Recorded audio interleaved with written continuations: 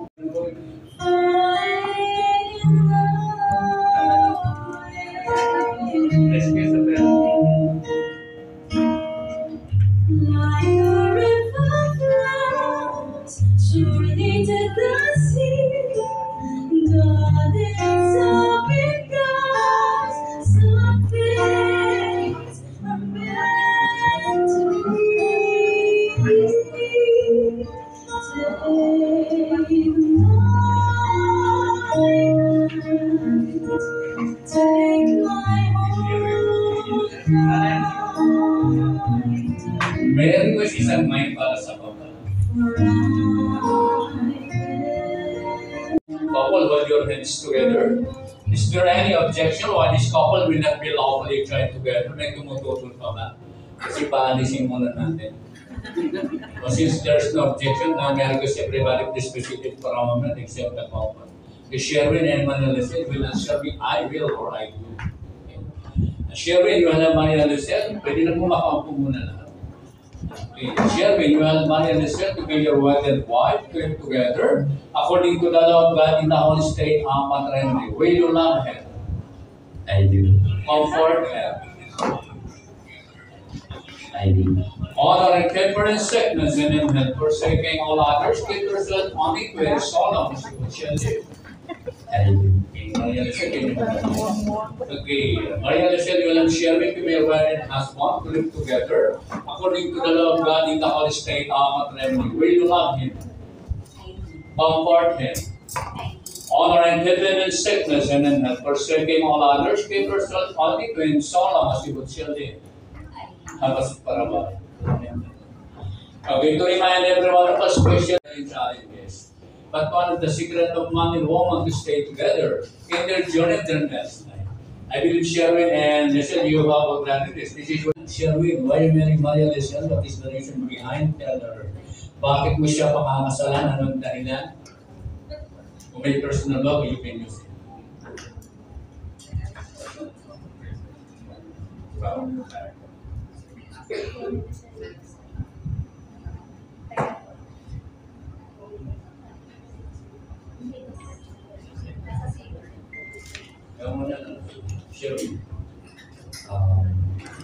Jerwin Osho.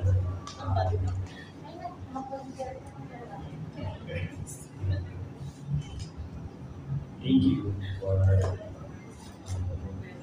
always here for me and for our children. Um, Andito lang kami para mahalin ka, iibigin ka, kahit na relax, galit ka.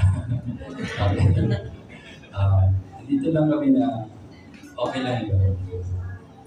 Part of our journey and para pag pa tayo, isipin lang natin lagi na how much we love or I love you. So, I promise na till death do us part. Mahalin ka and then pagsilbihan ka, uunawain ka, mamahalin, at saka bibigay lahat para sa iyo. Mahalaman kita. Wala ko na.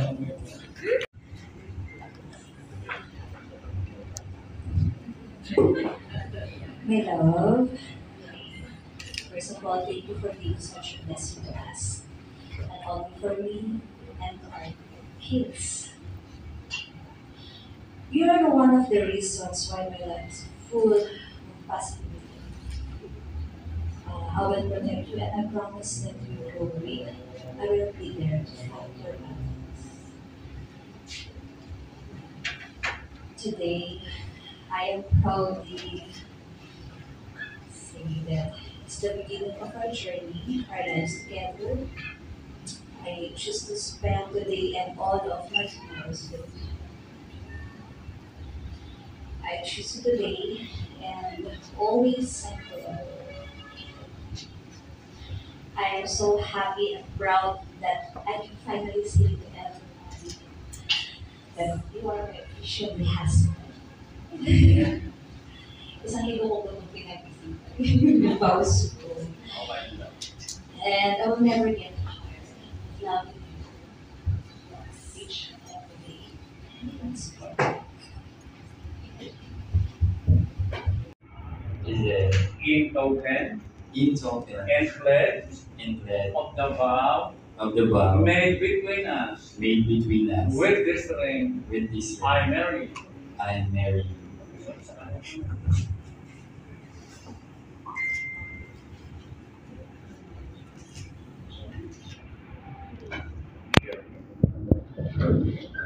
Sherry Osho, In token in token and pledge and pledge of the vow of the vow made between us made between us with this ring, with this ring. I marry you. And marry you.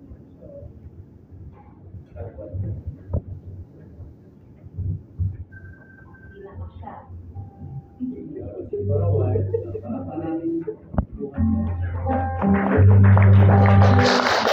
Okay, Zen.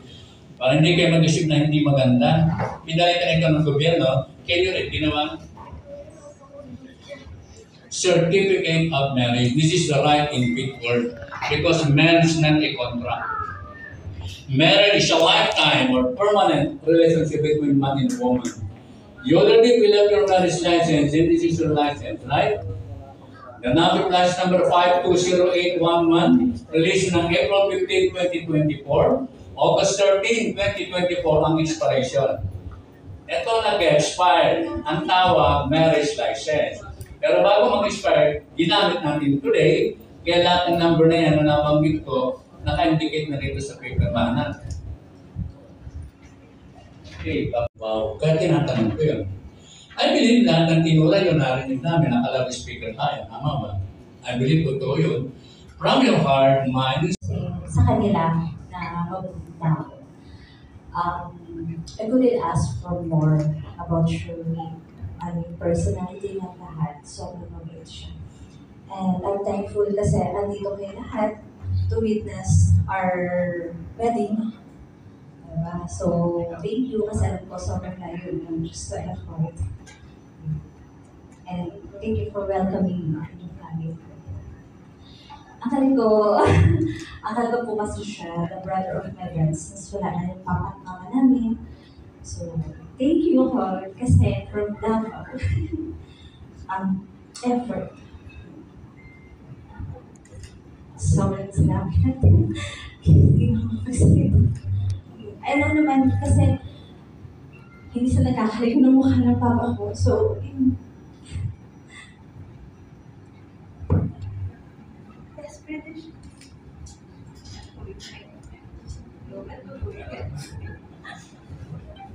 Actually, sis, best friend siya ng papa ko. Parang sila yung pinaka-close, so parang father ko na rin siya. Thank you, Lord. Thank you na, thank you, Uncle. Thank you so much.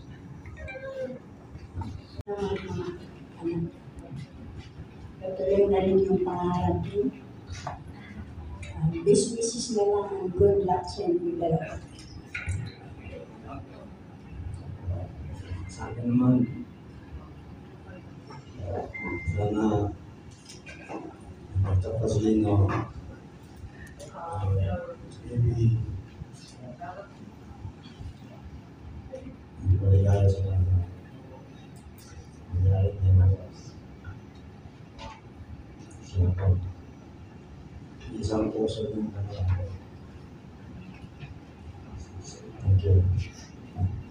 Okay, Mother, isipin nyo isang honor and privilege to be part of the couple. Kasi may nakita silang katangian mula sa inyo na you need to be proud of kasi may apply din sa kanilang buhay. Always going to the right. Ang kasal ay parang relo, ang takbo lagi ng pakanan. Get? Bakit? Dahil bawal kumaliwa. Klaro, ang pagmamahal parang exam lang. Sa exam may mga mali, pero ang kinakantang tama lang. Kasi wala namang perfect marriage. Gusto mo lang sumaya, magmahal ka lang. Kaya lang huwag sa iba. At walang magpapatulpo. Walang tulpuan.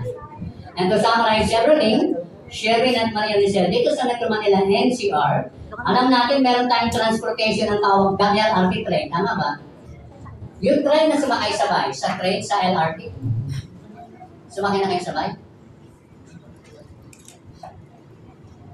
Okay, tanggawin nyo, dapat sumakay kayo sabay. Kailangan kayo sa journey ng marriage life, everyday.